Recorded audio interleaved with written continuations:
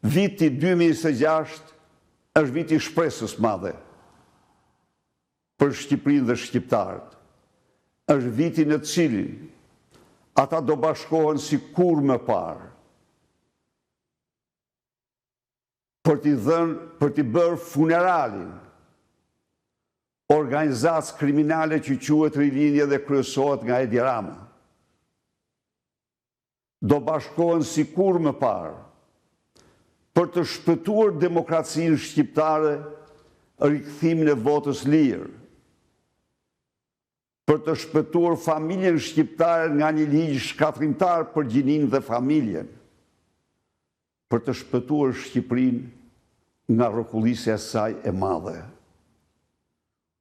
Pra, këtë vit, çdo shqiptar që e don këtë vend, e fillon si misionar, e fillon në lartësitë e një misioni të madh shpëtimtar.